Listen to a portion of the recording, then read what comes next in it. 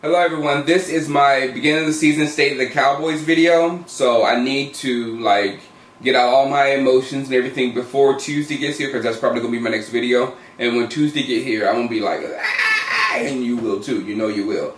So right now let's start with the cuts. With the Cowboys, the cuts were, I'm making this video before they're official, but they're pretty much official, they've been official.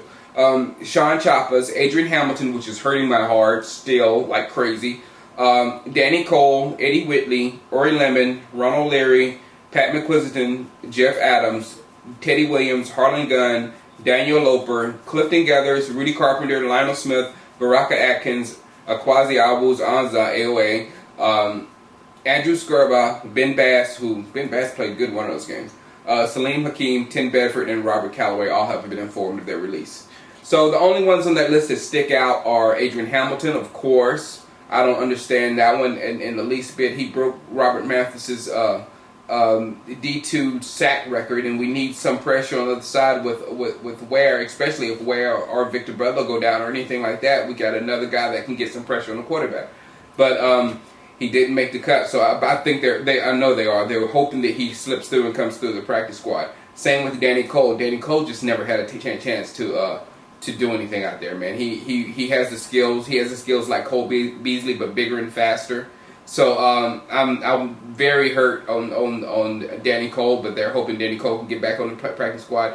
Both of those players, it would be shocking if they do, because Danny Cole was a draft pick 5th round, and Adrian Hamilton was looked at by a lot of other teams. Let's just say that. So that's what we're going with.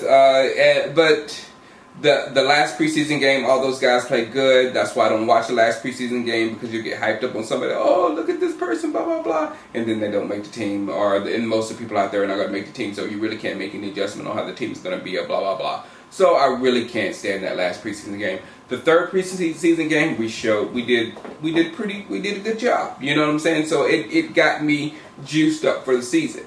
Now we can start with the season.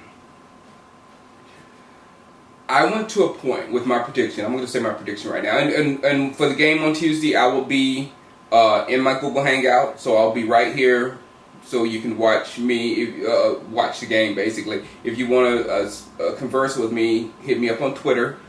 @John Shango is my Twitter username. So just hit me up on Twitter, and I will answer it. I might talk to you directly in the camera or whatever. But I think this is the best way, because I need to focus on the game, because a lot of times when I'm in chat rooms with you guys and trying to watch the game, I'm looking at what you're saying on the chat, because I don't want to be rude. You know what I'm saying? If you're saying something to me, I want to answer. But I end up looking there too much and missing a lot of the game. You know, and I'm not going to do that this year. I want to make sure I focus on the game, and when it's time for me to tweet something back to you, I'll tweet something back to you. But the game is the number one focus. I think you all can agree on that. All right. I went through parts of through training camp. I mean, went through, it might not be a good season. Oh, it could be a very good season. Oh, it might not be a good season. So I kept fluctuating from maybe 6-10 to 11-5. And honestly, that's how big the margin in this year. We could end up 6-10 because of our schedule. We could end up 11-5 because of our talent. So it could go either way. I still think we're right there in the middle. I think we're right there, 8-8, maybe 7, maybe 9-7 or something. But it's just gonna be a tough season, and with all these injuries rolling in, it makes it even tougher. But even with a healthy football team, I think 7-9, 8-8 is the most realistic view of where we might end up. 11-5 is a complete possibility, but we have to play like we haven't played before. And that's where I've got to be honest with you guys. We've got to play like we haven't played before. We don't play well in the end of football games. And everybody wants to point at defense, point at defense. And I'll point at defense, I'll get to that in a minute. But also, there's offensive things that should be done. There's coaching things that should be done. There's quarterbacking things that should be done that are not done toward the end of the game. There's blocking that should be done that's not being done at the end of the game. So there's a lot of things that are wrapped into winning a football game that we don't do well at the end of the season. And that's big, guys. That's as big as having a top player. That's bigger than having a top player. That's your team knowing how to close. And we have issues closing in important times and at the end of the season. Again, what I said, at the end of the season, we've got to elevate our game at the end of the season. We've got to figure out how to do that. Now, I know our offensive line is not that great, and they've got to play above themselves at the end of football games and at the end of the season. Why? Because those real monsters that they're blocking on the other side of the football, that's when they eat. They play during the football game when they have to or whatever. But at the end of football games, when they have to win, and in the playoffs, when they can get their team further, the big monsters, the JPPs, the Nadas, the Sues, or whatever, they go after you every single play, and they're better than you. It's just like I got DeMarcus Ware. He goes harder. When he goes harder, he's simply better than you. There's nothing you can do about it. You know what I'm saying? So that is an issue of ours at the end of the season and at the end of the games that we've got to clear up.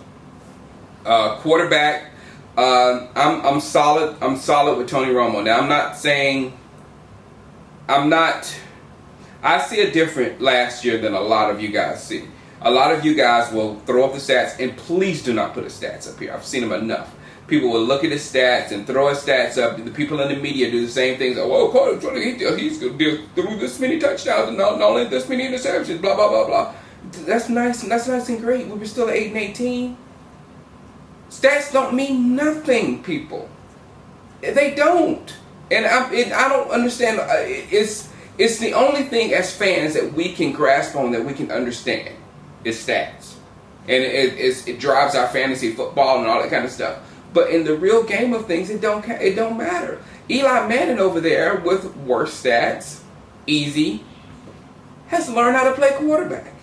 He's learning how to do things at certain times to help his team win. It has nothing to do with stats. Just because you put up 300 yards in a game don't mean those are the 300 yards that are going toward winning. A lot of that yards could be trash yards. A lot of that yards could be just yards that the defense is allowing you to get because they're not letting you score. It could be a lot of other stuff. We do not know because we're on the outside. We're just fans. So all we do is look at those stats and take what we can from the stats. But I'm here to tell you there's more, a lot more than football than those stats. Period. So I think and I know that Tony Romo can get us to the Super Bowl. I know that for a fact. Will he? That's up to him.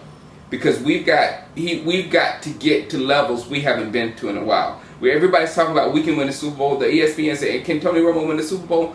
We have to get to the level where we're a good playoff team first. And we can learn how to win in the playoffs first. And then we can talk about the Super Bowl. Because we haven't got to that level yet. We haven't got to the level where we can close at the end of seasons. So we've got to do that. We've got to figure out how to do that. I don't know the answer. If I knew the answer, I'd be coaching the Cowboys making millions of dollars. You know what I'm saying? They've got to figure that out and how to come together as a team. The Giants did. And you can see they're not much of a better football team, if at all, than we are. But they figured out how to win at the end of the season. They figured out how to win at the end of games. And they figured out how to win in the playoffs. Therefore, they're sporting rings. That's football. Because I don't care what we do. We discuss stuff. We talk stuff. We say this person's better than this person. This person's stats are better than that person. All that stuff is subjective. The only thing that is real in football is when you're sporting those rings at the end of the day. Ask Michael Irvin. So that's where I'm at. 8-8, 9-7 is where I'm going to stick solid this year. Last year I said 9-7. I think we ended up 8-8. This year I'm saying 9-7, 8-8 again. I'm hoping for the better. Defensive, I brought that up earlier about Rob Ryan. Rob Ryan, I'm really watching it. I'm not one to blame everything on the defense last year. I saw both sides not going up to par last year, offense and defense. But the defense is what we collectively point our finger at. Basically, Terrence Newman is what we collectively point our finger at. That's the problem. But defensively, there's a scheme thing that I'm not too sure about. Simply because Rob Ryan had the same time with our team as Dick Jauron had in Cleveland and Wade Phillips had in Houston. And Dick Jauron had a better defense in Cleveland. And Houston, Wade had a killer defense there. So both of those guys did better than him. And they had the same amount of time. And I'm telling you, we've definitely got more talent than Cleveland and probably more talent than, without Mario, we've got more talent than Houston. So we should be better than both of those defenses. So it's Rob Ryan's scheme. It's him leaving our corners on islands or whatever. But that's another thing. And last year, I'm not saying Terrence Newman was horrible. He was bad on occasion, but he was not the corner for our type defense. He might fit much better there in Cincinnati. But we've got Carr and we've got Claiborne, who are perfect for our defense. So we'll see what happens. We'll see what happens. But my main thing is our schedule, and the reason why we'll be 8-8. And I said this all during training camp. If we're 8-8 this year again, we're a much better football team than we were last year. No doubt. No doubt. All right, go DeMarco Murray. This is my Mr. Cowboy forever. I'm excited. Look at it. You saw how I've jumped up since the start of this video. I'm excited. I'm ready for football. I'm ready for Wednesday. Wednesday's crazy. I'm ready for Wednesday. All right, holla at you. Peace.